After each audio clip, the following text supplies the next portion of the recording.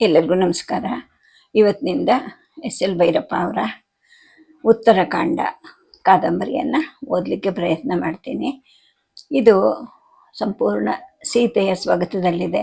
ಅಂದರೆ ಆಕೆಯನ್ನು ಕಾಡಿಗೆ ಬಿಟ್ಟು ಬಾ ಅಂದ್ಬಿಟ್ಟು ಲಕ್ಷ್ಮಣನಿಗೆ ರಾಮ ಆಜ್ಞೆ ಮಾಡ್ತಾನೆ. ಅಂದರೆ ವನವಾಸ ಎಲ್ಲ ಮುಗಿದು ಅಯೋಧ್ಯೆಗೆ ರಾಜ ಆಗಿ ಆನಂತರ ಎಲ್ಲನೂ ಚೆನ್ನಾಗೇ ನಡೀತಾ ಇರುತ್ತೆ. ಒಂದು ದಿವಸ ಯಾರೋ ಒಬ್ಬ ಅಗಸ್ರವನು ಅಥವಾ ಯಾರೋ ಬೀದಿ ಹೋಗ್ರ ಮಾತನ್ನು ಕೇಳಿ ಅವಳ ಶೀಲವನ್ನು ಇತರರು ಶಂಕಿಸಬಾರ್ದು ಅಂತ ಯೋಚನೆ ಮಾಡಿಕೊಂಡು ಅವನು ಆಕೆಯನ್ನು ವಾಲ್ಮೀಕಿ ಋಷಿಗಳ ಆಶ್ರಮದ ಹತ್ರಕ್ಕೆ ಬಿಟ್ಬಿಟ್ಟು ಬಾ ಅಂತ ಹೇಳಿಬಿಟ್ಟು ತನ್ನ ತಮ್ಮನಿಗೆ ಹೇಳ್ತಾನೆ.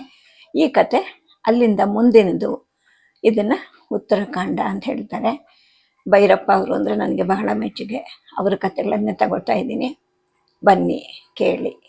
ಎಲ್ಲರಿಗೂ ನಮಸ್ಕಾರ. ಇವತ್ತಿನಿಂದ ಎಸ್ ಎಲ್ ಭೈರಪ್ಪ ಅವರ ಉತ್ತರಕಾಂಡ ಕಾದಂಬರಿಯನ್ನು ಓದಲಿಕ್ಕೆ ಪ್ರಾರಂಭ ಮಾಡ್ತಾ ಇದ್ದೀನಿ. ಸುಮಾರು 40 ವರ್ಷಗಳ ಹಿಂದೆ ಪರ್ವ ಕಾದಂಬರಿಯಲ್ಲಿ ದ್ರೌಪದಿ, ಕುಂತಿ, ಗಾಂಧಾರಿಯರನ್ನು ಚಿತ್ರಿಸಿದ್ದ ಭೈರಪ್ಪ ಅವರು ಈ ಕಥೆಯಲ್ಲಿ ರಾಮನ ಕಥೆಯನ್ನು ಸೀತೆಯ ಅನುಭವ ಮತ್ತು ಆಕೆಯ ಚಿಂತನೆಗಳ ಮುಖಾಂತರ ಮೂಡಿಸಿದ್ದಾರೆ. ಮೂಲ ವಾಲ್ಮೀಕಿ ರಾಮಾಯಣದಲ್ಲಿ ಸೀತಾ ಪರಿತ್ಯಾಗ ಇದೆಯಲ್ಲ, ಅದು ಉತ್ತರಕಾಂಡದಲ್ಲಿ ಬರುತ್ತೆ.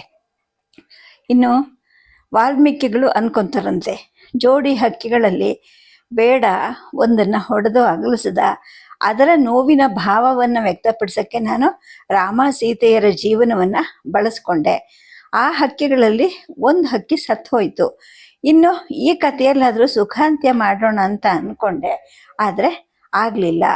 ಕವಿಗೆ ಏನಂತಾನೆ ಬದಲಿಸೋಕ್ಕೆ ಸಾಧ್ಯ ಆಗುತ್ತೆ ಅನ್ನೋ ಒಂದು ವೈಫಲ್ಯ ನನ್ನನ್ನು ಬಾಧಿಸ್ತಿದೆ ಅಂದ್ಬಿಟ್ಟು ವಾಲ್ಮೀಕಿ ಋಷಿಗಳು ಶೋಕದಲ್ಲಿ ಮುಳುಗಿ ಹೋಗ್ತಾರಂತೆ. ಈ ಮಾತು ಈ ಕಾದಂಬರಿಯ ಕೊನೆಯಲ್ಲಿ ಬರುತ್ತೆ.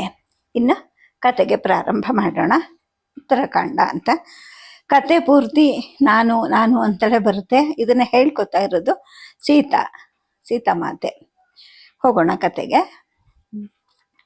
ಬಾಯಿಗೆ ಮೊಲೆ ಕೊಟ್ಟರೆ ಮಕ್ಕಳು ಅಳು ನಿಲ್ಲಿಸ್ಬೇಕು. ಆದರೆ ಈ ಮಕ್ಕಳು ಥೂ ಮಾಡೋ ಹಾಗೆ ಮೊಲೆ ತೊಟ್ಟನ್ನು ಬಾಯಿಂದ ಹೊರತೆಗಿತ್ವೆ, ಸೂರು ಹಾರಿ ಹೋಗೋ ಹಾಗೆ ಅರುಚ್ಕೊಳ್ಳುತ್ತವೆ. ಸಮಾಧಾನ ಮಾಡೋ ದಾರಿನೂ ನನಗೆ ಕಾಣಿಸ್ತಾ ಇಲ್ಲ. ಸಿಟ್ಟು ಬರ್ತಿದೆ. ಎತ್ಕೊಂಡು ಲೊಳಲಾಯಿ ಹೇಳ್ತಾ ತೋಳ ಮೇಲೆ ಜೋಕಾಲಿ ಆಡಿಸಿದ್ರೆ ಸುಮ್ಮನಾಗತ್ವೆ. ಆದರೆ ಅವಳಿ ಮಕ್ಕಳು ನಾನೊಬ್ಬಳೆ ಹೇಗೆ ಸುಧಾರಿಸ್ಲಿ? ತಾವು ಅಳೋದಲ್ಲದೆ ನನಗೂ ಅಳು ತರಿಸುತ್ತವೆ. ಇನ್ನು ಈ ಸುಕೇಶಿ ಆದರೂ ಇಲ್ಲ ಅಂದ್ಕೊಂಡೆ ನಾನು. ಲೇ ಸುಕೇಶಿ, ಎಲ್ಲಿ ಹೋದ್ಯೆ? ಕಕ್ಕಳ ಬಟ್ಟೆ ಒಕ್ಕೊಂಬರ್ತೀನಿ ಅಂತ ಹೇಳಿ ಹೋದವಳು ಎಷ್ಟು ಹೊತ್ತಾಯಿತು? ಇನ್ನು ಆ ಹಳ್ಳ ನೋಡಿದ್ರೆ ಇಲ್ಲಿಂದ ಒಂದು 200 ಹೆಜ್ಜೆ ದೂರದಲ್ಲಿದೆ. ಅದು ಇಳುವಿನಲ್ಲಿದೆ, ಕೇಳಿಸಲ್ಲ ಕೂಗಿದ್ರೆ. ಸರಿ, ಎರಡನ್ನೂ 2 ಜೋಕಾಲಿಗೆ ಹಾಕಿದೆ. 2 ಕೈಗಳಿಂದಲೂ ಒಟ್ಟಿಗೆ ತೂಗ್ತಾ ಅಂತ ಎಷ್ಟು ಗಟ್ಟಿಯಾಗಿ ಹಾಡಿದ್ರು ಕಿವಿಗೆ ಬೀಳಲಿಲ್ವೇನೋ ಅನ್ನೋ ಹಾಗೆ ಇನ್ನೂ ಜೋರಾಗಿ ಮಕ್ಕಳು ಕಿರಿಚ್ಕೊಂಡ್ವು. ಅಯ್ಯೋ, ಇದೇನಿದು? ಬಲಗಡೆದು ಕುಶ. ಅವನು ಕಿರಿಚ್ಕೊಂಡ. ಮೇಲುಸಿರು ಅಲ್ಲೇ ಸಿಕ್ಕೊಂಡು, ಅಯ್ಯೋ ಉಸಿರು ಹೊರಗಡೆನೆ ಬರ್ತಾ ಇಲ್ವಲ್ಲ, ಜೀವ ಸಿಕ್ಕೊಂತು. ಇದು ಯಾವಾಗಲೂ ಹೀಗೇನೆ ಅಪ್ಪ. ಲವ ಇಷ್ಟು ಮೇಲುಸಿರಿಂದ ಕಿರ್ಚೋದಿಲ್ಲ. ಪುಟ್ಟ ಮಗು, ನನ್ನ ಕಂದ, ಎದೆ ಮೇಲೆ ಕೈ ಇಟ್ಟು ಸವರದೆ, ಇಷ್ಟು ಗಟ್ಟಿಯಾಗಿ ಅಳಬಾರ್ದು ನನ್ನಪ್ಪ ಅಂತ ಅಂದೆ. ನನ್ನ ಮೈ ಬೆವರ್ತಾ ಇತ್ತು. ಎತ್ಕೊಂಡೆ, ಎದೆಯನ್ನು ಬಾಯಿಗೆ ಕೊಟ್ಟೆ. ಈಗ ಧ್ವನಿ ಹೊರಗೆ ಬಂತು. ಸದ್ಯ ಎರಡನ್ನು ಒಟ್ಟಿಗೆ ಎತ್ಕೊಂಡು ಕುಟೀರದ ಹೊರಗಡೆಗೆ ಬಂದೆ. ತಂಗಾಳಿಗೆ ಸ್ವಲ್ಪ ಸಮಾಧಾನ ಆಯಿತು. ಅಷ್ಟರಲ್ಲಿ ಸುಕೇಶಿ ಬಂದ್ಲು. ಸದ್ಯ ಭರ್ತಿ ಹಿಂಡಿದ ತುಂಡು ಅರಿವೆಗಳ ಕುಕ್ಕೆಯನ್ನು ತಲೆ ಮೇಲೆ ಹೊತ್ಕೊಂಡಾಕೆ ಬಂದ್ಲು. ಎಷ್ಟು ಹೊತ್ತೆ ಹೋಗೋದು? ಏನು ಮಾಡಿದ್ರು ಇವು, ಅದರಲ್ಲೂ ಈ ಕುಶ ಉಸಿರು ಎಲ್ಲ ಸಿಕ್ಕಾಕೊಂಡ್ಬಿಟ್ಟಿತ್ತು ಅಂತಂದೆ. ಸುಕೇಶಿ ಕುಕ್ಕೆಯನ್ನು ಹತ್ತಿರದ ಕಲ್ಲಿನ ಮೇಲಿಟ್ಲು. ಕುಶನನ್ನು ಎತ್ಕೊಂಡ್ಲು. ಹತ್ತು ಕಣ್ಣು ಊದ್ಕೊಂಡು ಮೈಕೈ ಎಲ್ಲ ಕೆಂಪೇರಿತ್ತು. ಅವನ ಕೆನ್ನೆಯನ್ನು ಬಲಗೈಯಿಂದ ಸವರಿದ್ಲು. ಹಸಿವಾಗ್ತಿದೆ ಅಂತ ಕಾಣುತ್ತೆ, ಮೊಲೆ ಕುಡಿಸಿದ್ಯಾ ಅಂದ್ಲು. ಒಳಗಿಟ್ರು ಒಲ್ಲೆ ಅನ್ನೋ ಹಾಗೆ ಬಾಯಿ ದೂರ ತಗೊಳುತ್ತೆ. ನನಗೆ ಸಾಕಾಗಿ ಹೋಯ್ತು ಅಂತಾನೆ ನನಗೆ ಅಳು ಬಂತು. ಅನುಭವಿಸು, ಅದಕ್ಕೆ ನಾನೇನು ಮಾಡೋಕ್ಕಾಗತ್ತೆ ಅಂತ ಅವಳಂದ್ಲು. ಸಮಾಧಾನ ಹೇಳೋದು ಬಿಟ್ಟು ನನ್ನ ಮೇಲೆ ಜೋರು ಮಾಡ್ತಾಳಲ್ಲ ಇವಳು. ಇವಳೆಂಥ ಸಖಿ ಅಂತ ನಾನು ಅವಳನ್ನ ದುರ್ಗುಟ್ಕೊಂಡು ನೋಡಿದೆ. ಯಾಕೆ ಅದ್ಯಾಕೆ ಹಂಗೆ ನೋಡ್ತಾ ಇದೀಯಾ? ನೀನು ಯಾವ ಸೀಮೆ ಹೆಂಗಸು? ಯಾವ ತಾಯಿ ನೀನು? ಯಾವ ಸೀಮೆ ತಾಯಿ ನೀನು? ಹೇಳಿದ್ರು ಕೇಳದೆ ಹಠ ಮಾಡ್ಕೊತೀಯ ಅಂತ ಮತ್ತೆ ಮತ್ತೆ ಸುಕೇಶಿ ನನ್ನ ಮೇಲೆ ಜೋರು ಮಾಡಿದ್ಲು. ಅವಳು ಏನು ಹೇಳ್ತಾ ಇದ್ದಾಳೆ ಅಂತ ನನಗೆ ತಕ್ಷಣ ಅರ್ಥ ಆಯಿತು. ಅವಳಂದ್ಲು, ಎಷ್ಟು ಸಲ ಹೊಡ್ಕೊಂಡಿದ್ದೀನಿ ನಿನಗೆ. ತಾಯಿಯಾದವಳು ಸರಿಯಾಗಿ ಹಾಲು ತುಪ್ಪ ತಿಂದೇ ಇದ್ದರೆ ಎದೆ ಹಾಲು ಹೆಂಗೆ ಹುಟ್ಟುತ್ತೆ? ನಾನು ತಿನ್ನಿಸ್ತಿರೋ ಲೇಹ್ಯನೋ ಬೆಂಕಿ ಅಂತದ್ದು. ಬಾಣಂತಿ ಮೈಲಿ ನೀರು ತುಂಬ್ಕೋಬಾರ್ದು, ಮೊಲೆಯಲ್ಲಿ ಹಾಲು ಹುಟ್ಟಬೇಕು ಅಂತ ಲೇಹ್ಯ ತಿನ್ನಿಸ್ತಾರೆ. ಅದಕ್ಕೆ ತಕ್ಕ ಹಾಗೆ ಹಾಲು ಕುಡಿದೇ ಇದ್ದರೆ ನಿನ್ನ ಮೊಲೆ ಹಿಂಗೆ ಬತ್ತು ಹೋಗುತ್ತೆ, ಮುದುಕಿ ಮೊಲೆ ಹಾಗೆ ಆಗೋಗ್ಬಿಡುತ್ತೆ. ಇನ್ನು ನಿನ್ನ ಮಕ್ಕಳಿಗೆ ಹಾಲು ಇಲ್ಲಿಂದ ಬರುತ್ತೆ? ಬೆಳಗ್ಗೆ ಸಂಜೆ ಒಂದೊಂದು ತಮ್ಗೆ ಹಾಲು ಕುಡಿ, ಸಾರಿನ ಬಿಸಿ ಅನ್ನದ ಮೇಲೆ ಗಜನಿಂಬೆ ಗಾತ್ರದ ಗಟ್ಟಿ ತುಪ್ಪ ಕರಗಿಸಿ ಉಣ್ಣಬೇಕು ಅಂತ ನಾನು ಎಷ್ಟು ಬಡ್ಕೋತೀನಿ. ನಾವಲ್ಲೇ ಅಂತ ಹಠ ಮಾಡ್ತೀಯ, ಹೀಗೆ ಎದೆ ಬತ್ತಿಸ್ಕೊಂತೀಯ. ಎಳೆ ಮಕ್ಕಳು ತೂ ಅಂತ ಬಾಯಿ ತಕ್ಕಳ್ದೆ ಇನ್ನೇನು ಮಾಡ್ತವೆ? ಅದು ಇಬ್ಬರು ಮಕ್ಕಳಿಗೂ ಹೊಟ್ಟೆ ತುಂಬುವಷ್ಟು ಹಾಲು ಬರಬೇಕು. ನೀನು 4 ತಮ್ಗೆ ಹಾಲು ಕುಡಿಬೇಕು ಅಂತ ನಾನು ಬಡ್ಕೊಳ್ಲಿಲ್ವಾ ಅಂತ ಹೇಳಿಬಿಟ್ಟು ಸುಕೇಶಿ ನನ್ನನ್ನು ಸುಟ್ಟು ಹಾಕುವಷ್ಟು ಕೋಪದಿಂದ ನೋಡಿದ್ಲು. ಅವಳು ಕೋಪ ಶಿವನ ಹಣ್ಣೆಗಣ್ಣಿನಿಂದ ಬಂದ ಕಾವಿನ ಹಾಗೆ ನನಗನ್ನಿಸ್ತಿತ್ತು. ಆಮೇಲೆ ಅವಳಿಗೇನು ಅನ್ನಿಸ್ತೋ ಕನಿಕರದಿಂದ ಹತ್ರ ಬಂದ್ಲು, ನನ್ನ ತಲೆಯನ್ನು ಸವರಿದ್ಲು, ತಬ್ಕೊಂಡ್ಲು. ನನಗೂ ಅಳು ಬಂತು. ಆಗ ಅವಳು ನಂಗೆ ಸಮಾಧಾನ ಮಾಡಿದ್ಲು. ಅಕ್ಕ, 12 ತಿಂಗಳು ಪೂರ್ತಿ ಮಕ್ಕಳಿಗೆ ಮೊಲೆ ಹಾಲು ಕೊಡಬೇಕು, ಆಮೇಲೆ ಅನ್ನ ಆಕಳ ಹಾಲಿನ ಜೊತೆಗೇನೆ ತಾಯಿ ಹಾಲು ಕೊಡಬೇಕು. ಒಟ್ಟು 30 ತಿಂಗಳು ಮಕ್ಕಳು ತಾಯಿ ಎದೆನ್ ಚೀಪಬೇಕು, ತಾಯಿ ಮಗುನ ತಲೆ ತಬ್ಕೊಂಡು ಚೀಪಿಸ್ಬೇಕು. ಹಾಗೆ ಬೆಳೆದ ಮಕ್ಕಳು ಪ್ರಾಯಕ್ಕೆ ಬಂದ ಮೇಲೆ ಹುಲಿ ಹೊಡೆಯುವಷ್ಟು ಧೈರ್ಯವಂತರಾಗತ್ವೆ. ಅಲ್ಲದೆ ಹಾಗಾಗಲಿಲ್ಲ ಅಂದರೆ ನಿನ್ನ ಹಾಗೆ ಹೆದರ್ ಪುಕ್ಕಿ ಹಾಗೆ ಬೆಳೀತವೆ. ತಿಳ್ಕೊ, ನನ್ನ ಅಜ್ಜಿ ಹೇಳಿದ್ದೇನೆ ನಾನು ನಿನಗೆ ಹೇಳಿದ್ದು, ಗೊತ್ತಾಯ್ತಾ ಅಂತ ಅಂದ್ಲು. ಇವಳ ಈ ಮಾತನ್ನು ಕೇಳಿ ನನಗೆ ನೆನಪು, ಆತಂಕ, ಕರ್ತವ್ಯ ಮೊದಲಾಗಿ ಹಲವು ಭಾವಗಳು ಒಂದೇ ಸಲ ಹುಟ್ಕೊಂಡ್ವು. ಗಂಡನಿಂದ ಪರಿತ್ಯಕ್ತಳಾಗಿರುವಂತಹ ನೋವು, ನಿರಾಶೆಗಳಿಂದ ನಾನು ಆಹಾರವನ್ನೇ ತ್ಯಜಿಸಿ ಉಪವಾಸ ಸಾಯಬೇಕು ಅನ್ನೋ ಮನಸ್ಸು ಕೂಡ ನನಗೆ ಬಂದಿತ್ತು. ನೀರಲ್ಲಿ ಮುಳುಗ್ಬಿಡ್ಬೇಕು ಅಥವಾ ಮರದ ಕೊಂಬೆಗೆ ನೇಣು ಹಾಕ್ಕೋಬೇಕು, ಇಲ್ಲಾಂದರೆ ಹುಲಿ, ಕಿರುಬ, ಚಿರತೆ, ತೋಳ ಮೊದಲಾದಿ ಯಾವುದನ್ನ ಕ್ರೂರ ಪ್ರಾಣಿಗಳಿರೋ ಕಡೆ ನಡ್ಕೊಂಡು ಹೋಗ್ಬಿಟ್ಟು ಅವುಗಳಿಗೆ ಆಹಾರ ಹಾಕ್ಬಿಟ್ಟು ಪ್ರಾಣವನ್ನು ನಾಶ ಮಾಡ್ಕೊಂಡ್ಬಿಡ್ಬೇಕು ಅನ್ನೋ ಆಲೋಚನೆಯೂ ಕೂಡ ನನ್ನಲ್ಲಿ ಹುಟ್ಕೊಂಡಿತ್ತು. ಶರೀರದಿಂದ ಪ್ರಾಣವನ್ನು ಹೊರಗಡೆ ಹಾಕೋಕ್ಕೆ ನೀರು, ನೇಣುಗಳಂಥ ಸುಲಭ ಮತ್ತು ಕಡಿಮೆ ಹಿಂಸೆವೂ ಆದ ವಿಧಾನಗಳಿಗಿಂತ ಬೆಂಕಿ, ವನ್ಯಮೃಗಗಳಂತಹ ಕ್ರೂರ ವಿಧಾನಗಳ ಕಡೆಗೇನೆ ನನ್ನ ಮನಸ್ಸು ಎಳೀತಾ ಇತ್ತು. ವನ್ಯಮೃಗಗಳ ತಾಣಗಳ ಕಡೆ ನಡ್ಕೊಂಡು ಹೋಗಿ ಕಾಡಿನ ಉಬ್ಬು ತಗ್ಗು ನೆಲವನ್ನು ಹತ್ತಿ ಇಳಿತಿದ್ದಾಗ ಆಗ್ತಿದ್ದಂತಹ ಅಸಾಮಾನ್ಯವಾದ ಬಳಲಿಕೆ, ಏದುಸಿರು ಇವು ಹೆಚ್ಚಾಗ್ತಾ ಹೋದ್ವು. 11 ವರ್ಷಕ್ಕೂ ಮಿಕ್ಕು ಎಂತೆಂತಹ ಅರಣ್ಯದಲ್ಲೂ ನಡೀತಿದ್ದೆ, ನುಸುಳಿ ಏರ್ತಿದ್ದೆ, ಇಳಿತಿದ್ದೆ, ಇದೆಲ್ಲ ಅಭ್ಯಾಸ ಆಗಿತ್ತು ನನಗೆ. ಆದರೆ ಈಗ ಕೇವಲ ಇಷ್ಟು ದೂರಕ್ಕೆ ಯಾಕೆ ಇಷ್ಟು ಕುಸಿದು ಬೀಳೋವಂಥ ಬಳಲಿಕೆ ಆಗ್ತಾ ಇದೆ ಅಂತ ಗೊತ್ತಾಗ್ತಿರ್ಲಿಲ್ಲ. ತಕ್ಷಣ ಕಾರಣನೂ ಹೊಳೆದು ಬಿಡ್ತು. ಹೌದು, ಈ ಭಾರವಾದ ಹೊಟ್ಟೆನೇ ಅದಕ್ಕೆಲ್ಲ ಕಾರಣ ಅಂತ ತಕ್ಷಣ ಹೊಳೀತು.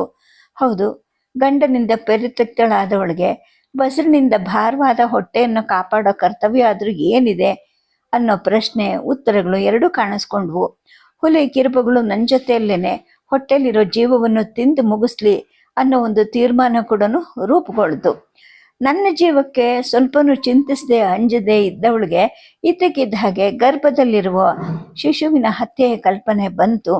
ಮೈಯೆಲ್ಲ ಬೆವರ್ತು, ಕೈಕಾಲು ನಡ್ಕ ಹುಟ್ಕೊಳ್ತು.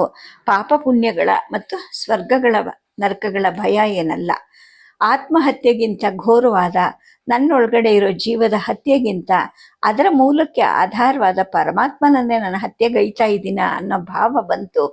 ಕಣ್ಣಲ್ಲಿ ನೀರು ಬಾರದಂತಹ ಒಂದು ರೀತಿಯ ದಾರುಣ ದುಃಖ ಉಂಟಾಯಿತು.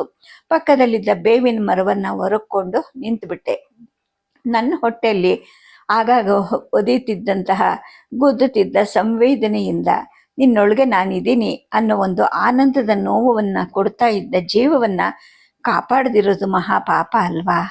ಹಾಗಿರ್ಬೇಕಾದ್ರೆ ಅದನ್ನು ಬೆಂಕಿಯಲ್ಲಿ ಅಥವಾ ಹುಲಿ, ಕಿರುಬುಗಳ ಮೊನಚು ಹಲ್ಲುಗಳಿಂದ ಕೊಲ್ಲಿಸೋದು ನನ್ನ ಕೈಲಿ ಸಾಧ್ಯನೇ ಇಲ್ಲ ಅನ್ನಿಸ್ತು. ಆ ಬೇವಿನ ಮರದಡಿಯಲ್ಲಿ ಕೂತ್ಕೊಂಡು ಸುಧಾರಿಸ್ಕೊಂಡು ಮತ್ತೆ ಹಿಂತಿರುಗಿ ಬಂದೆ. ಅಷ್ಟೊಂದು ಭಾರ ಯಾಕಾಗ್ತಿತ್ತು ನನಗೆ? ಬಹುಶಃ ಒಂದು ಅಂತ ನಾನು ಅಂದ್ಕೊಂಡಿದ್ದೆ, ಆದರೆ ನನ್ನ ಹೊಟ್ಟೆಯಲ್ಲಿ 2 ಜೀವಗಳಿವೆ ಅನ್ನೋದು ನನಗೆ ಆಗ ತಿಳಿದಿರಲಿಲ್ಲ. ಇನ್ನು ಸುಕೇಶಿ 2 ಬೊಮ್ಮಟೆಗಳನ್ನು ಎತ್ಕೊಂಡ್ಲು, ಒಳಗೆ ನಡೆದ್ಲು. ಅವೀಗ ಅಳ್ತಾ ಇರಲಿಲ್ಲ. ಬಹುಶಃ ಕಾಲುಗಳನ್ನು ನೀಡಿ ಕೂತ್ಕೊಂಡು ಕಂದಮ್ಮಗಳನ್ನು ಅಂಗಾತ ಮಲಗಿಸ್ಕೊಂಡು ಒಳಲೆಯಿಂದ ಅವಳು ಹಾಲು ಕುಡಿಸ್ತಾ ಇದ್ದಾಳೆ ಅಂತ ಕಾಣುತ್ತೆ. ಮಕ್ಕಳು ಅಳ್ತಾ ಇರಲಿಲ್ಲ. ಅವಳು 4 ಮಕ್ಕಳ ತಾಯಿ. ಮಕ್ಕಳನ್ನ ಸಮಾಧಾನ ಮಾಡೋದನ್ನ ಅಭ್ಯಾಸದಿಂದ ಕಲ್ತ್ಕೊಂಡಿದ್ದಾಳೆ. ಅವಳ ಮಾತು ನಿಜ ಇದ್ರೂ ಇರಬಹುದು. ನಾನು ತಾಯಿ ಹಾಲು ಕುಡದೇ ಇಲ್ಲ. ಅವಳ ತೋಳಿನಿಂದ ಬೆಚ್ಚಗೆ ತಬ್ಬಿಸ್ಕೊಂಡು ಬಾಯಿಗೆ ಮೊಲೆ ತೊಟ್ಟನ್ನು ತುಂಬಿಕೊಂಡು ಬೆಚ್ಚನೆ ಹಾಲನ್ನು ಹೀರಿ ಬೆಳೆದೇ ಇಲ್ಲ. ಅಪ್ಪ ಜನಕ ಮಹಾರಾಜ, ಅಮ್ಮ ಸುನಯನ ಮಹಾರಾಣಿಗೆ ಎಷ್ಟು ವರ್ಷವಾದರೂ ಮಕ್ಕಳಾಗಿರ್ಲಿಲ್ವಂತೆ. ಪುತ್ರ ಕಾಮೇಷ್ಟಿ ಮಾಡಬೇಕು ಅಂತ ನಿಶ್ಚಯ ಮಾಡಿಕೊಂಡ್ರಂತೆ. ಪುರೋಹಿತರು ಹೇಳಿದ ಹಾಗೇನೆ ಸಕಲ ಸಿದ್ಧತೆಗಳನ್ನು ಮಾಡಿಕೊಂಡು ಶುಭ ಮುಹೂರ್ತದಲ್ಲಿ ಭೂಶುದ್ಧಿಯನ್ನು ಮಾಡಬೇಕು ಅಂತ ಹೊರಟ್ರಂತೆ. 500 ಹೆಜ್ಜೆ ಉದ್ದ, 500 ಹೆಜ್ಜೆ ಅಗಲದ ಮಂಟಪ. ಕೃಷಿಕರು ಹಿಂದಿನ ವಾರವೇ ಅಷ್ಟು ಭೂಮಿಯನ್ನ ನೇಗಿಲಿಂದ ಉತ್ತು ಮಟ್ಟ ಮಾಡಿದ್ರಂತೆ. ಮುಹೂರ್ತದ ದಿನ ಸೂರ್ಯೋದಯಕ್ಕೆ ಮೊದಲನೇ ಅಪ್ಪ ಬಂಗಾರದ ನೇಗಿಲು, ಬಂಗಾರದ ಗುಳದ ಇರುವಂತಹ ನೇಗಿಲನ್ನ 2 ಬೆಳ್ಳಗೆ ಎತ್ತರಕ್ಕೆ ಸೇವಂತಿಗೆ ಹಾರದಿಂದ ಸಿಂಗರಿಸಿಕೊಂಡಿರುವಂತಹ, ಆಕಾಶದ ಕಡೆಗೆ ನಿಮಿರಿ ನಿಂತ ಕೋಡುಗಳು ಇರುವಂತಹ, ಕಂಚಿನ ಗಿರುಗೆಜ್ಜೆಯಿಂದ ಕೊರಳನ್ನು ಶೃಂಗರಿಸಿದಂತಹ ಎತ್ತುಗಳನ್ನು ಹೂಡಿಕೊಂಡು ಹಿಂದಿನ ದಿನ ಕೃಷಿಕರು ಉತ್ತು ಮಾಡಿದ್ದ ಗೆರೆ ಮೇಲೆ ಗುಳವನ್ನು ಊರಿದ್ರಂತೆ. ಎತ್ತುಗಳನ್ನ ಅರ, ಉಫ್, ಓ, ಹೋಯ್ ಅಂತ ಸಂಜ್ಞೆ ಮಾಡ್ತಾ ಚಲಿಸಿದ್ರಂತೆ. ಆಗ 2 ಪಾರ್ಶ್ವಗಳಲ್ಲೂ ಕೂಡ ಉಚ್ಚಕಂಠದಿಂದ ಮಂತ್ರವನ್ನು ಘೋಷಿಸ್ತಾ ಇಬ್ಬಿಬ್ರು ಪುರೋಹಿತರು ನಡೀತಾ ಇದ್ರಂತೆ ಅಪ್ಪನ ಅಕ್ಕಪಕ್ಕದಲ್ಲಿ. ಆರ್ವಾಚಿ ಸುಭಗೆ ಭವಸೀತೆ ವಂದಾಮಹೇ ತ್ವಾ ಯಥಾನ ಸುಭಗಾಮಸಿ ಯಥಾನ ಸುಫಲಾಮಸಿ ಇಂದ್ರ ಸೀತಾಂ ನಿಗೃಹ್ಣಾತು ತಾಂ ಪೂಷಾನು ಯಚ್ಚತು ಸಾ ನಹ ಪಯಸ್ವತಿ ದುಹಾಮುತ್ತರಾಂ ಸಮಾಂ. ಅಂದರೆ, ಎಲೆ ನೇಗಿಲಿಗೆರಿಯೇ, ನೀನು ಚೆನ್ನಾಗಿ ಸಾಗು, ನಿನ್ನನ್ನು ನಮಿಸ್ತೀನಿ, ನೀನು ನಮ್ಮ ಪಾಲಿಗೆ ಚೆನ್ನಾಗಿರು, ಹಾಗೇನೆ ನಮಗೆ ಚೆನ್ನಾಗಿರು, ಹಾಗೆ ನಮಗೆ ಸಾಫಲ್ಯವನ್ನೂ ಕೊಡು. ಇಂದ್ರ ಈ ನೇಗಿಲ ಗೆರೆಯನ್ನು ಚೆನ್ನಾಗಿ ಸಾಗಿಸ್ಲಿ, ಈ ಗೆರೆಯನ್ನು ಹಿಂಬಾಲಿಸಿ ಪೂಷನು ಒಳಿತನ್ನ ಮಾಡಲಿ, ಈ ನೇಗಿಲ ಗೆರೆ ಮತ್ತೆ ಮತ್ತೆ ನಮಗೆ ಸಮೃದ್ಧಿಯನ್ನು ಕೊಡಲಿ, ಹಾಲು ಹೈನುಗಳನ್ನು ಅನುಗ್ರಹಿಸಲಿ ಅನ್ನೋ ಅರ್ಥ ಅಂತ ಈ ಮಂತ್ರದ್ದು. ಅಪ್ಪ ಮಹಾರಾಜರೇ ಆಗಿದ್ರು ಕೂಡ ವೇದ ಮಂತ್ರ ಅವುಗಳ ಅರ್ಥಗಳಲ್ಲಿ ಪರಿಣಿತರು. ಹಾಗೇನೆ ನೇಗಿಲು ಹಿಡಿದು ದಾರ ಹಿಡಿದ ಹಾಗೆ ನೇರವಾದ ಸರಳ ರೇಖೆಯಲ್ಲಿ ಉಳ್ಳೋದಲ್ಲೂ ಕೂಡ ಅವರು ನಿಷ್ಣಾತರಾಗಿದ್ರು. ಆಗ ಇನ್ನು ಉಷಃಕಾಲದ ಮೊಬ್ಬು ಬೆಳಕಿತ್ತಂತೆ. 4 ಸುತ್ತು ಉತ್ತರಂತೆ. 5ನೇ ಸುತ್ತಿಗೆ ಬಂದಾಗ ಆ ಕ್ಷೇತ್ರದ ನಡುಭಾಗದಲ್ಲಿ ಎತ್ತುಗಳು ಇದ್ದಕ್ಕಿದ್ದ ಹಾಗೆ ನಿಂತುಬಿಟ್ಟುವಂತೆ. ಅಫ್, ಅರ, ಚಲ, ಹೋ, ಓಂ ಅಂತ 4 ಬಾರಿ ಸಂಜ್ಞೆ ಮಾಡಿದ್ರು ಅವು ಚಲಿಸ್ಲೇ ಇಲ್ವಂತೆ. ಅಷ್ಟರಲ್ಲಿ ಅಪ್ಪನ ದೃಷ್ಟಿ 2 ಮಾರು ಮುಂದೆ ತೊಟ್ಟಿಲಿನ ಆಕಾರದ ನೇಗಿಲಿನ ಗೆರೆಯಲ್ಲಿ ಹಳೆ ಸೀರೆಯನ್ನು ಸುತ್ತಿ ಮಲಗಿಸಿರೋ ಒಂದು ಶಿಶುವಿನಂತಹ ಆಕೃತಿ ಕಾಣಿಸ್ತಂತೆ. ಅದರ ಗಟ್ಟಿಯಾದ ಅಳು ಪುರೋಹಿತರ ಗಟ್ಟಿ ಕಂಠದ ಮಂತ್ರಕೋಶದಲ್ಲಿ ಇದುವರೆಗೂ ಯಾರಿಗೂ ಕೇಳಿಸಿರ್ಲಿಲ್ವಂತೆ. ಅಪ್ಪ ನೇಗಿಲನ್ನ ನಿಲ್ಲಿಸಿ ಮುಂದೆ ನಡೆದು ಬಾಗಿ ಆ ಅಳು ಆಕೃತಿಯನ್ನ ಎತ್ಕೊಂಡ್ರಂತೆ. ಅದು ಶಿಶು, ಮಾನವ ಶಿಶು. ಎತ್ತಿ ತಬ್ಬಿಕೊಂಡ ಮೇಲೆ ಅದು ಅಳು ನಿಲ್ಲಿಸ್ತಂತೆ. ಮಂತ್ರೋಚ್ಚಾರಣೆಯನ್ನ ಮಧ್ಯೆ ನಿಲ್ಲಿಸಬಾರ್ದಲ್ಲ. ಹಾಗಾಗಿ ಪುರೋಹಿತರು ಮಂತ್ರವನ್ನು ಪಠಿಸ್ತಲೇ ಇದ್ರಂತೆ. ದೇವರ ಪ್ರಸಾದವಾಗಿ ಕೊಟ್ಟ ಪುಷ್ಪಹಾರವನ್ನ ಎದೆಗೆ ಒತ್ಕೊಳ್ಳೋ ಹಾಗೆ ಅಪ್ಪ ಮಗುವನ್ನ ಎದೆಗೆ ಒತ್ಕೊಂಡು ಕಣ್ಣು ಮುಚ್ಕೊಂಡು ಅಂತರ್ಮುಖಿಯಾಗಿದ್ರಂತೆ. ಮಂತ್ರದ ಒಂದು ಅನುವಾಕ ಮುಗಿದ ಮೇಲೆ ಪುರೋಹಿತರು ಹತ್ರ ಬಂದು ದಿಟ್ಟಿಸಿ ನೋಡಿದ್ರಂತೆ. ಪೂಜ್ಯರೇ, ಭೂಶುದ್ಧಿಯ ಪ್ರಾರಂಭದಲ್ಲೇ ನನಗೆ ಫಲ ದೊರಕಿದೆ, ಇನ್ನು ಯಜ್ಞ ಮಾಡೋ ಅಗತ್ಯ ಇದೆಯಾ ಅಂತ ಅಪ್ಪ ಕೇಳಿದ್ರಂತೆ. ಮಹಾರಾಜ, ಸಂಕಲ್ಪ ಮಾಡಿದ್ಮೇಲೆ ಕ್ರಿಯೆಯನ್ನು ಪೂರ್ಣಗೊಳಿಸಲೇಬೇಕು, ಇದು ಶಾಸ್ತ್ರ ಅಂತ ಪುರೋಹಿತರು ಅಂದ್ರಂತೆ. ಸಂಕಲ್ಪವನ್ನ ಹಿಂದಕ್ಕೆ ತಗೊಳ್ಳೋ ಯಾವ ವಿಧಾನವೂ ಇಲ್ವಾ ಅಂತ ಅಪ್ಪ ಕೇಳಿದ್ರಂತೆ. ನಮಗೆ ತಿಳಿದಂತೆ ಇಲ್ಲ ಅಂತ ಪುರೋಹಿತರು ಹೇಳಿದ್ರಂತೆ. ಅಪ್ಪ ಒಂದು ಕ್ಷಣ ಆಲೋಚನೆ ಮಾಡಿ ಮಹಾರಾಣಿಗೆ ಕರೆ ಕಳಿಸಿದ್ರಂತೆ. ಅರಮನೆ ಪೂಜಾ ಮಂದಿರದಲ್ಲಿ ಕೂತ್ಕೊಂಡು ಸಂಕಲ್ಪ ಫಲಕಾರಿ ಆಗ್ಲಿ ಅಂತ ಪ್ರಾರ್ಥನೆ ಮಾಡ್ತಿದ್ದ ಅಮ್ಮ ತಕ್ಷಣ ಓಡ್ ಬಂದ್ರಂತೆ. ತಮಗೆ ಸಿಕ್ಕಿದ ಅನರ್ಘ್ಯ ವಸ್ತುವನ್ನ ಅಪ್ಪ ಅಮ್ಮನ ಕೈ ಕೊಟ್ರಂತೆ. ಶುದ್ಧತೆಯ ಮುಹೂರ್ತದಲ್ಲೇ ಫಲ ಸಿಕ್ಕಿದೆ, ಇನ್ನು ಯಜ್ಞದ ಅಗತ್ಯ ಇಲ್ಲ ಅಂತ ನನಗನ್ಸುತ್ತೆ ಅಂತ ಅಂದ್ರಂತೆ. ಆಗ ಅಮ್ಮನಿಗೆ ತಕ್ಷಣ ಏನು ತಿಳಿಲಿಲ್ವಂತೆ. ಮಗುವನ್ನ ಗಮನವಿಟ್ಟು ನೋಡಿದ್ರಂತೆ. ಅಷ್ಟರಲ್ಲಿ ಸೂರ್ಯ ಹುಟ್ಟಿ ಬೆಳಕು ಸ್ಪಷ್ಟವಾಗಿತ್ತಂತೆ. ಅಮ್ಮ ಮಗುವಿನ ಮುಖವನ್ನು ದಿಟ್ಟಿಸಿ ನೋಡಿದ್ರಂತೆ. ಮುಚ್ಚಿದ ಹಳೆ ಬಟ್ಟೆ ಒಳಗಡೆ ಕೈ ಹಾಕಿ ಶರೀರವನ್ನು ತಡಕಿದ್ರಂತೆ. ಅವ್ರ ಬಾಯಿಂದ ಹೆಣ್ಣು ಮಗು ಅನ್ನೋ ಮಾತು ಹೊರಬಂತಂತೆ. ಒಂದು ನಿಮಿಷದ ನಂತರ ಅಪ್ಪನೂ ಹೇಳಿದ್ರಂತೆ, ಹೆಣ್ಣು ಗಂಡು ಅನ್ನೋ ಭೇದ ಸುಳ್ಳು, ಅದು ಕೇವಲ ಭೌತ ಶರೀರಕ್ಕೆ ಸಂಬಂಧಿಸಿದ್ದು ಅಂದ್ರಂತೆ. ಆಗ ನೀವು ಜನಕ ಮಹಾರಾಜರ ವಂಶಜರು ಅಂತ ನನಗೆ ಗೊತ್ತು, ಯಜ್ಞ ಕಾರ್ಯವನ್ನ ಪೂರ್ತಿ ಮಾಡೋಣ ಅಂತ ಅಮ್ಮ ಅಂದ್ರಂತೆ. ಅದು ಹೆಣ್ಣಾದ್ರೆ ಏನ್ ಮಾಡ್ತೀಯಾ ಅಂತ ಅಪ್ಪ ಕೇಳಿದ್ರಂತೆ. ನನಗೆ ನನ್ನ ಹೊಟ್ಟೆಯಲ್ಲಿ ಹುಟ್ಟೋ ಒಂದು ಮಗು ಬೇಕು, ಅದು ಗಂಡಾಗ್ಲಿ ಹೆಣ್ಣಾಗ್ಲಿ ಪರವಾಗಿಲ್ಲ ಅಂತ ಅಮ್ಮ ಅಂದ್ರಂತೆ. ಆಗ್ಲಿ, ಆದ್ರೆ ಯಜ್ಞಕ್ಕೆ ಅಂತ ಗೊತ್ತು ಮಾಡಿದ ಭೂಮಿನೇ ನಮಗೆ ಕೊಟ್ಟ ಈ ಶಿಶುವನ್ನ ನಮ್ಮ ಮೊದಲನೇ ಮಗು ಅನ್ನೋ ಭಾವನೆಯಿಂದಲೇ ಸಾಕಿ ಬೆಳೆಸಿ ಸಕಲ ಸಂಸ್ಕಾರವನ್ನು ಮಾಡಿ ನಮ್ಮ ಅಂತಸ್ತಿಗೆ ತಕ್ಕ ರಾಜ ಕುಟುಂಬಕ್ಕೆ ಕೊಟ್ಟು ಮದುವೆ ಮಾಡಬೇಕು. ಭೇದ ಮಾಡಕೂಡ್ದು. ನೀನು ಒಪ್ಕೋತೀಯಾ? ಒಪ್ಪದ ಹಾಗೆ ನಡ್ಕೋತೀಯಾ? ನಾವು ಆವಾಹಿಸುವಂತಹ ಯಜ್ಞೇಶ್ವರನ ಮೇಲೆ ಹಾಗಂತ ಆಣೆ ಮಾಡಿ ಹೇಳ್ತೀಯಾ ಅಂತ ಅಪ್ಪ ಕೇಳಿದ್ರಂತೆ. ಆಗ ಅಮ್ಮ ಹೇಳಿದ್ರಂತೆ, ಈಗಲೇ ಇಡ್ತೀನಿ, ಯಜ್ಞೇಶ್ವರನ ಸಾಕ್ಷಿಯಾಗಿಯೂ ಇಡ್ತೀನಿ. ನಾನು ಹೀನ ವಂಶದಲ್ಲಿ ಹುಟ್ಟಿದ ಹೀನ ಹೆಂಗಸಲ್ಲ ಅಂತ ನಿಮಗೆ ಇನ್ನು ನಂಬಿಕೆ ಬಂದಿಲ್ವಾ? ಮತ್ತೆ ಆಣೆ ಪ್ರಮಾಣ ಕೇಳ್ತಾ ಇದ್ದೀರಲ್ಲ ಅಂತ ಅಮ್ಮ ಅಂದ್ರಂತೆ. ಇದನ್ನೆಲ್ಲ ನನಗೆ ಹೇಳಿದ್ದು ನೇಗಿಲ ಶಾಸ್ತ್ರದ ಪುರೋಹಿತರಲ್ಲಿ ಒಬ್ಬರಾಗಿದ್ದಂತಹ, ಅಪ್ಪನ ಪಕ್ಕದಲ್ಲೇ ವೇದಘೋಷ ಮಾಡ್ತಾ ಹೆಜ್ಜೆ ಇಡ್ತಿದ್ದಂತಹ ಸೋಮಯಾಜಿ ಪುರೋಹಿತರು. ನನಗೆ 14 ವರ್ಷ ಆಗಿದ್ದಾಗ ಅಮ್ಮ ನನಗೆ ಯಾವತ್ತೂ ಕಡಿಮೆ ಮಾಡಿರಲಿಲ್ಲ. ಉಡುಗೆ ತೊಡುಗೆ ಆಭರಣ ಊಟ ತಿಂಡಿ ಯಾವುದಕ್ಕೂ ಅಮ್ಮ ನಂಗೆ ಕಡಿಮೆ ಮಾಡಿರಲಿಲ್ಲ. ಆದರೆ ನಾನು ಜನಕ ಮಹಾರಾಜರ ಔರಸ ಪುತ್ರಿ ಅಲ್ಲ, ಯಜ್ಞಕ್ಷೇತ್ರದ ಭೂದೇವಿಯ ಮಹಾರಾಜರಿಂದಗೆ ಅನುಗ್ರಹಿಸಿದಂತಹ ಮಗಳು ನಾನು ಅನ್ನೋದು ನನಗೆ ಬುದ್ಧಿ ತಿಳಿಯೋಕ್ಕೆ ಮುಂಚೆನೇ ಗೊತ್ತಾಗಿತ್ತು. ಈ ಬಗ್ಗೆ ಯಾರೂ ಅಥವಾ ಅಪ್ಪ ಕೂಡ ಮುಚ್ಚುಮರೆ ಮಾಡಿರಲಿಲ್ಲ. ನನಗೂ ಕೂಡ ಇದು ಕಡಿಮೆ ಅಂತಸ್ತಿಂದು ಅಂತ ನನಗೆ ಯಾವತ್ತೂ ಅನಿಸೇ ಇರಲಿಲ್ಲ. ಆ ನಂತರ ಯಜ್ಞ ಕಾರ್ಯ ಸಮಾಪ್ತವಾದ 6 ತಿಂಗಳ ಮೇಲೆ ಅಮ್ಮ ಮತ್ತೆ ಬಸರಿ ಆದ್ರಂತೆ. ಊರ್ಮಿಳೆ 3 ವರ್ಷದ ತನಕನೂ ಅಮ್ಮನ ಹಾಲು ಕುಡಿತಾ ಇದ್ಲು. ನಾನು ಅದನ್ನು ನೋಡ್ತಾ ಇದ್ದೆ. ಎಲ್ಲೋ ಆಟ ಆಡ್ತಾ ಇದ್ದವಳು ಓಡ್ ಬಂದು ದಪ್ಪಂತ ಅಮ್ಮನ ತೊಡೆ ಮೇಲೆ ಬೀಳ್ತಾ ಇದ್ಲು. ಸೆರಗನ್ನ ಸರಿಸೋದು ಮಾತ್ರ ಅಲ್ಲ, ಸರಿಸೋದು ಬಾರದಿದ್ರೆ ಕಿತ್ತೆಸೆದು ಒಂದೊಂದ್ಸಲ ಹರಿದು ಕೂಡ ಹಾಕ್ತಿದ್ಲು. ಅಮ್ಮ ಅವಳು ಬೆನ್ನನ್ನು ತಟ್ಟುತ್ತಾ ಉಡಿಸ್ತಿದ್ರು. ನೋಡಿ ನನಗೂ ಹಿತ ಅನ್ನಿಸ್ತಿತ್ತು. ನನಗಾಗ 5 ವರ್ಷ. ನಾನು ಹೀಗೆ ಅಮ್ಮನ ಮೊಲೆ ಕುಡಿಲಿಲ್ಲ, ಅಮ್ಮ ನನಗೆ ಕುಡಿಸ್ಲಿಲ್ಲ ಅನ್ನೋ ಯಾವ ನೋವು ಇಲ್ಲದ ವ್ಯತ್ಯಾಸ ಮನಸ್ಸಿನಲ್ಲಿ ಸುಳಿತಿತ್ತು. ಯಾವುದಕ್ಕೆ ಕಡಿಮೆ ಇಲ್ದಿದ್ರು ಕೂಡ ನನ್ನಲ್ಲೇನೆ ತಾಯಿ ಇಲ್ಲದ ಶಿಶು ನಾನು ಅಂದು ಒಂದು ಅಸ್ಪಷ್ಟ ಅನಾಥ ಭಾವ ಕಾಣಿಸ್ಕೊಂಡಿತ್ತ ಅಂತ ಈಗ ನನಗೆ ಅರ್ಥ ಆಗ್ತಿದೆ. ಇನ್ನು ಗಂಡನಿಂದ ಅನ್ಯಾಯ ಆಗಿದೆ ಅಂತ ಹೇಳಿಬಿಟ್ಟು ನಾನು ನನ್ನ ಮಕ್ಕಳಿಗೆ ಅನ್ಯಾಯ ಮಾಡೋದು ಯಾವ ನ್ಯಾಯ ಅನ್ನೋದು ಒಂದೇ ದಿನದಲ್ಲಿ ನನಗೆ ಅರ್ಥ ಆಯಿತು. ಸುಕೇಶಿ, ನೀನು ಹೇಳಿದ ಹಾಗೆ ಕೇಳ್ತೀನಿ, ನೀನು ಕೊಟ್ಟಷ್ಟು ಹಾಲು ಕುಡಿತೀನಿ ಅಂತ ತಪ್ಪೊಪ್ಕೊಳ್ಳೋ ಹಾಗೆ ಅವಳಿಗೆ ಹೇಳಿದೆ. ಅವಳಿಂದ ಮುಂದಕ್ಕೆ ದಿನಕ್ಕೆ 2 ತಂಬಿಗೆ ಹಾಲು, ಅನ್ನದ ಜೊತೆಗೆ ಅವಳು ಮಾಡಿಕೊಡ್ತಿದ್ದಂತಹ ಅವಳೇ ಕಾಡಲ್ಲಿ ಹುಡ್ಕೊಂಡು ಬಂದು ಬೇಯಿಸಿದ ಸೊಪ್ಪಿನ ಪಲ್ಯಗಳು ತಿಂತಾ ಇದ್ದೆ. 1 ವಾರದಲ್ಲಿ ಎದೆ ಮತ್ತೆ ತುಂಬ್ಕೊಂತು. ಮೊಲೆಗಳು ಭಾರವಾಗಿ ಜಗ್ಗಕ್ಕೆ ಶುರುವಾಯಿತು. ಮಕ್ಕಳು ಬಂದು ಹೀರ್ಕೊಳ್ದಿದ್ರೆ ಎದೆ ಒಳಗಡೆ ಒಂದು ತೂಕದ ನೋವು ಉಂಟಾಗ್ತಿತ್ತು. ಈಗ ಮಕ್ಕಳಿಗೆ ಅಳು ಇಲ್ಲ, ಗೋಳಿಲ್ಲ, ಮುಖದಲ್ಲಿ ಒಂದು ರೀತಿಯ ಕಳೆ ಬರ್ತಾ ಇತ್ತು.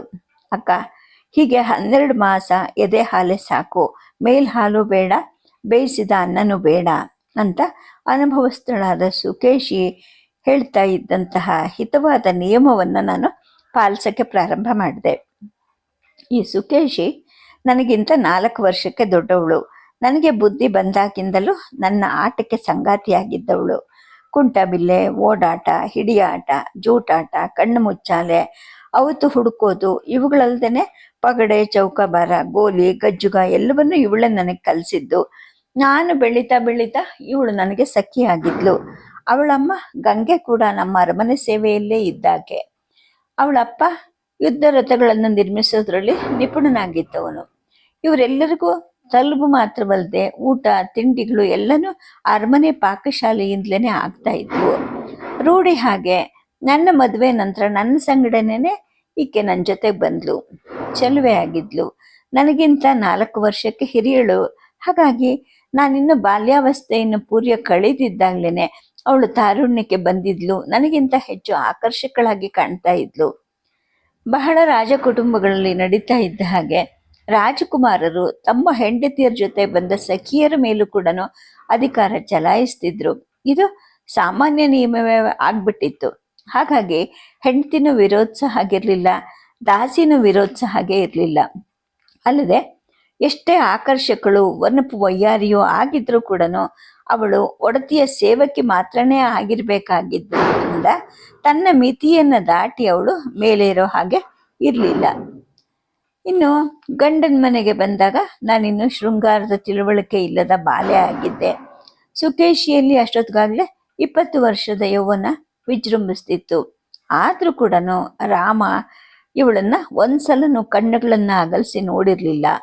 6 ತಿಂಗಳು ಅವಳ ನಡಾವಳಿಕೆಯನ್ನು ಗಮನಿಸಿದ ಮೇಲೆ ಒಂದು ದಿವಸ ನಾವಿಬ್ಬರು ಏಕಾಂತದಲ್ಲಿದ್ದಾಗ ಅವನು ಹೇಳಿದ್ದ, ನೋಡು, ನಿನ್ನ ಸಖಿ ಪ್ರಾಪ್ತ ವಯಸ್ಕಳಾಗಿದ್ದಾಳೆ, ಸಂಸಾರಸ್ಥೆ ಆಗಬೇಕಾಗಿರೋ ವಯಸ್ಸು ಆಕೆದು, ಅವಳಿಗೆ ಮದುವೆ ಮಾಡೋಣ.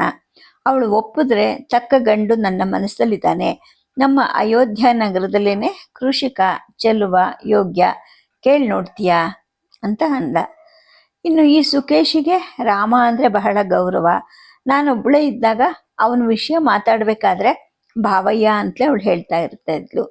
ಭಾವಯ್ಯ ಚಿನ್ನದಂಥ ಮನುಷ್ಯ, 1-2 ವರ್ಷ ಸುಮ್ಮನಿರು, ಅವರೇ ಇಲ್ಲಿಗೆ ಬಂದು ನಿನ್ನ ಕರ್ಕೊಂಡು ಹೋಗ್ತಾರೆ ನೋಡು ಅಂತ ಆಕೆ ಅಂತಿದ್ಲು. ಅವ್ರ ಸ್ವಭಾವ ನಿನಗೆ ಗೊತ್ತಿಲ್ಲ ಅಂತ ನಾನು ಎಷ್ಟು ಹೇಳಿದ್ರು ಆಕೆ ನನ್ನ ಮಾತನ್ನು ಒಪ್ತಾ ಇರಲಿಲ್ಲ. ವನವಾಸವನ್ನು ಕೈಕೇಯಿ ದೇವಿ ಶಿಕ್ಷೆಯಾಗಿ ಆಯೋಜಿಸಿದ್ರೆ ಅದರಲ್ಲೂ ನಾನು ರಾಮನು ಅನೋನ್ಯವಾಗಿ ಆನಂದಿಸಿದ ಎಷ್ಟೋ ಅವಧಿಗಳ ಇದ್ದವು. ಗೋವು ಅಂತ ಇದ್ದಂತಹ ಕಾಡಿನ ಭಯ ನನಗೆ 1-2 ತಿಂಗಳಲ್ಲಿ ಕಡಿಮೆ ಆಗ್ತಾ ಹೋಯಿತು. ಅರಣ್ಯದ ಸೌಂದರ್ಯವನ್ನು ನಾನು ಆಸ್ವಾದಿಸ್ತಿದ್ದೆ. ಕತ್ತೆತ್ತಿ ನೋಡಿದ್ರೆ ಆಕಾಶ ಕಾಣದೇ ಇರೋಷ್ಟು ಚಪ್ಪರದ ಹಾಗೆ ಕೊಂಬೆಗಳು ಹೆಣ್ಕೊಂಡು ದಟ್ಟ ವೃಕ್ಷ ಸಂದಣಿಗಳು ಇರ್ತಿದ್ವು.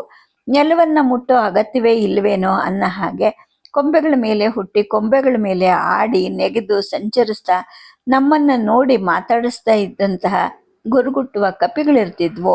ನೆಲದ ಮೇಲೆ ಸಂಚಾರ ಮಾಡುವಂತಹ ಕ್ರೂರ ಪ್ರಾಣಿಗಳನ್ನು ತಮ್ಮ ಗುರುಗುಟ್ಟುಕುವೆಯಿಂದ ರೇಗಿಸಿ ಅವೇನಾದರೂ ಕತ್ತೆತ್ತಿ ಮೇಲ್ ನೋಡಿದ್ರೆ ತಮ್ಮ ಗಂಟಲಿಗೆ ದತ್ತವಾಗಿದ್ದಂತಹ ಧ್ವನಿಯಿಂದ ಗುಟ್ಟನ್ನು ಗುಟ್ಟರಿಸಿ ತಾವು ಕೂಡ ಪ್ರತ್ಯುತ್ತರ ಕೊಡ್ತಿದ್ವು ಈ ಮಂಗಗಳು. ಹುಲಿ ಕಿರುಬಗಳು ಕೋಪದಿಂದ ಮರ ಹತ್ತಕ್ಕೆ ಶುರು ಮಾಡಿದ್ರೆ ತಮ್ಮ ಜಾತಿ ಬಾಂಧವರಿಗೆ ಅರ್ಥ ಆಗುವಂತಹ ಭಾಷೆಯಲ್ಲಿ ಅವು ಎಚ್ಚರಿಕೆಯನ್ನು ಕೊಡ್ತಾ ಒಂದರಿಂದ ಮತ್ತೊಂದು ಅಲ್ಲಿಂದ ಮತ್ತೊಂದು ಮರಗಳಿಗೆ ನೆಗೆತಿದ್ವು. ಹುಲಿ ಕಿರುಬ ಚಿರತೆಗಳಿಗೆ ಚಳ್ಳೆ ಹಣ್ಣನ್ನು ಕೂಡ ತಿನ್ನಿಸ್ತಿದ್ವು. ಇನ್ನು ರಾಮ ಲಕ್ಷ್ಮಣರು ಎಡ ಹೆಗಲಿಗೆ ಬಿಲ್ಲು, ಬಲಗೈಯಲ್ಲಿ ಕತ್ತಿ, ಅಡುಗೆ ತಪ್ಪಲೆ, ನೀರಿನ ಗಡಿಗೆಯನ್ನು ಹಿಡ್ಕೊಂಡು ಧೈರ್ಯವಾಗಿ ಮುಂದೆ ಸಾಗ್ತಿದ್ರು. ಮಧ್ಯದಲ್ಲಿ ನಾನಿರ್ತಿದ್ದೆ. ಅಭ್ಯಾಸವಾದ ನಂತರ ಭಯ ಕಳೀತು. ಗಂಡ ಮತ್ತು ಮೈದುನರ ಶಕ್ತಿಯಲ್ಲಿ ನಂಬಿಕೆ ಹುಟ್ಕೊಂಡು ಧೈರ್ಯ ಬಂತು. ಇನ್ನು ಮುಂದೆ ನಡೆದ್ರೆ 2 ಕಡೆಗಳಲ್ಲಿ ಎತ್ತರಕ್ಕೆ ಮಲಗಿದ್ದ ಹಸಿರು ಗುಡ್ಡ ಬೆಟ್ಟಗಳ ಸಾಲು ಸಾಲುಗಳಿದ್ವು. 2 ಗುಡ್ಡಗಳ ಮಧ್ಯೆ ಜುಳು ಜುಳು ಹರಿಯೋ ಜರಿ ಇರ್ತಿತ್ತು.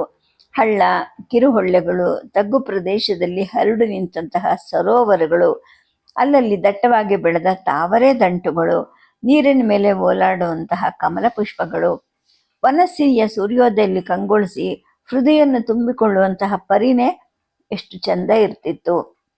ಮಧ್ಯಾಹ್ನದ ಬಿಸಿಲು ಮರಗಳ ಕೊಂಬೆಗಳ ಸಂದಿನಿಂದ ಕೆಳಗಿಳಿದು ಪ್ರಕಾಶಿಸ್ತಿದ್ದಂತಹ ಅಂದನೆ ಅದನ್ನು ಬೇರೆ ಅದು. ಸಂಜೆ ಆಗ್ತಾ ಇದ್ದ ಹಾಗೆ ಹಕ್ಕಿ ಪಕ್ಕಿಗಳು ಗೂಡು ಸೇರಿಸ್ಕೊಳ್ಳೋಕ್ಕೆ ಗಿಜಿ ಗುಡ್ತಿದ್ವು. ನನಗೆ ಗರ್ಭ ಬೆಳೆದು ನನ್ನ ಮೈಕೈಗಳು ತುಂಬಿಕೊಂಡ ಹಾಗೇನೆ ಮತ್ತೆ ಅಂತಹ ಕಾಡಿನ ಸೊಬಗು, ಭಯಾನಕತೆ, ತಲ್ಲೀನತೆಗಳನ್ನು ಅನುಭವಿಸ್ಬೇಕು ಅನ್ನೋ ಬಯಕೆ ಆಗೋಕ್ಕೆ ಶುರು ಆಯಿತು. ಬಸುರಿ ಬಯಕೆ ಅಂದರೆ ಎದ್ದು ಹೊಡೆಯುವಂತಹ ಹುಳಿ, ಉಪ್ಪು, ಖಾರಗಳ ತಿನಿಸು ತಿನ್ನೋದು, ಹೊಸ ವಸ್ತ್ರ ಆಭರಣಗಳ ಆಸೆ ಅನ್ನೋದು ನಾನು ಕೇಳಿದ್ದೆ. ನನಗಿಂತ ಮೊದಲೇ ನಮ್ಮ ಊರ್ಮಿಳೆ ಗರ್ಭವತಿ ಆಗಿದ್ಲು. ಅವಳಿಗಾಗಲೇ 6 ತಿಂಗಳಾಗಿತ್ತು. ಅವಳು ಖಾರವಾದ ನಿಂಬೆ ಉಪ್ಪಿಕಾಯಿನ ಚೀಪ್ತಿದ್ಲು. ಮತ್ತೆ ಕೆಲವು ದಿನ ರಸಭರಿತವಾದ ಕಬ್ಬಿನ ತುಂಡನ್ನು ಅಗದು ಹೀರ್ತಿದ್ಲು. ನಾನು ಇದನ್ನೆಲ್ಲ ನೋಡ್ತಾ ಇದ್ದೆ. ನನಗೆ ಯಾಕೆ ಇದೆಲ್ಲ ಆಗ್ತಾ ಇಲ್ಲ ಅನ್ನಿಸ್ತಿತ್ತು. ವಾಂತಿ ಕಳೀಲಿ, ನಿನಗೂ ಹೀಗೆ ಬಯಕೆ ಆಗುತ್ತೆ ಅಂತ ಅವಳು ನನಗೆ ಹೇಳ್ತಾ ಇದ್ಲು. ಆದರೆ ನನಗೆ ಆರಂಭ ಆಗಿದ್ದು ಈ ಥರದ ಬಯಕೆ ಅಲ್ಲವೇ ಅಲ್ಲ. ವನವಾಸದಲ್ಲಿ ಪ್ರತಿದಿನವೂ ಕಾಣ್ತಿದ್ದಂತಹ ದಟ್ಟಾರಣ್ಯವನ್ನು ನೋಡಬೇಕು ಅನ್ನೋ ಬಯಕೆ ನನಗೆ. ಒಂದು ಪಕ್ಷ ಆದ್ರೂ ಕಾಡಿಗೆ ಹೋಗೋಣ, ಸುಳು ಸುಳು ನಾದಗೈತ ಹರಿಯೋ ಜರಿನಲ್ಲಿ ಪಾದಗಳನ್ನು ಇಳಿಬಿಟ್ಟು ಬಂಡೆ ಮೇಲೆ ಕೂತ್ಕೊಳ್ಳೋದು, ನೀರಲ್ಲಿ ಇರುವಂತಹ ಬೆರಳುದ್ದದ ಪುಟ್ಟ ಮೀನುಗಳಿಂದ ಪಾದದ ಬೆರಳುಗಳನ್ನು ಕೆರೆಸ್ಕೊಳ್ಳೋ ಆಸೆ ನನಗೆ ಅಂತ ನಾನು ಹೇಳಿದೆ. ಆಗ ನನ್ನ ಪತಿದೇವರು ಹೇಳಿದ್ರು, ದಂಡಕಾರಣ್ಯದ ಘನಘೋರದ ಗಂಭೀರದ ಕಾಡು ಈ ರಾಜ್ಯದಲ್ಲಿ ಅಷ್ಟೇ ಅಲ್ಲ, ಈ ರಾಜ್ಯದ ಸುತ್ತಮುತ್ತನಾಗಲಿ ಎಲ್ಲೂ ಇಲ್ಲ. ತಮಸಾ ನದಿ ಸಮೀಪದಲ್ಲಿ ವನಗಳಿವೆ, ಆದರೆ ಅವು ಇದ್ದುದರಲ್ಲಿ ಸುಂದರವಾಗಿದೆ. ಅದು ದಂಡಕಾರಣ್ಯದಷ್ಟಲ್ಲ. ಕಾಡು ಮೃಗಗಳು ಕೂಡ ಇದೆ. ಸರಿಯಾದ ಜೊತೆ ಮಾಡಿ ನಿನ್ನನ್ನು ಕಳಿಸ್ಕೊಡ್ತೀನಿ. ಲಕ್ಷ್ಮಣನೇ ನಿನಗೆ ತಕ್ಕ ಜೊತೆ. ಸದ್ಯದಲ್ಲಿ ಅವನನ್ನು ಬಹಳ ಮುಖ್ಯವಾದ ರಾಜಕಾರ್ಯದಲ್ಲಿ ನಿಯೋಜಿಸಿದ್ದೀನಿ, ಸ್ವಲ್ಪ ತಡಿ ಅಂತ ಅಂದಿದ್ರು. ಆರ್ಯಪುತ್ರ, ನನಗೆ ಬಯಕೆ ಆಗ್ತಾ ಇರೋದು ನಿನ್ನ ಜೊತೆ ಕಾಡಲ್ಲಿ ವಿಹರಿಸ್ಬೇಕು ಅಂತ. ವನವಾಸದಲ್ಲಿ ನಾವಿಬ್ಬರು ಒಬ್ಬರಿಗೊಬ್ಬರು ಮರಗಳ ಬಣ್ಣ ಬಣ್ಣದ ಎಲೆಗಳು, ಸೂರ್ಯೋದಯ ಸೂರ್ಯಾಸ್ತಗಳಲ್ಲಿ ಬಣ್ಣ ಬಣ್ಣಗಳನ್ನು ತಾಳ್ತಾ ಇದ್ದಂತಹ ಗಿರಿ ಶಿಖರಗಳನ್ನು ಅಲ್ಲಿ ನೋಡು, ಈ ಕಡೆ ನೋಡು ಅಂತ ಬೆರಳಿಂದ ತೋರಿಸ್ತಾ ಸವಿತಿದ್ವಲ್ಲ, ಹಾಗೆ ಮಾಡಬೇಕು ಅಂತ ಆಸೆ ಅಂತ ನಾನಂದೆ. ಆಗ ಪ್ರಿಯೆ, ಕೈಕೇಯಿ ಮಾತೆ ಕರುಣಿಸಿದ್ದ ವನವಾಸನೆ ನಮಗೆ ಸ್ವರ್ಗವಾಸ ಆಗಿತ್ತು ಅಂತ ಅನಿಸ್ತಾ ಇದೆ. ರಾಜ್ಯಭಾರದ ಸಂಕಷ್ಟಗಳು ನಿನಗೆ ಗೊತ್ತಾಗಲ್ಲ, ಸುಮ್ಮನಿರು ಅಂತ ಹೇಳಿಬಿಟ್ಟು ಸುಮ್ಮನಾಗ್ಬಿಟ್ಟಿದ್ದ. ಸದ್ಯಕ್ಕೆ ಕಥೆಯನ್ನು ನಿಲ್ಲಿಸಿರ್ತೀನಿ. ನಮಸ್ಕಾರ.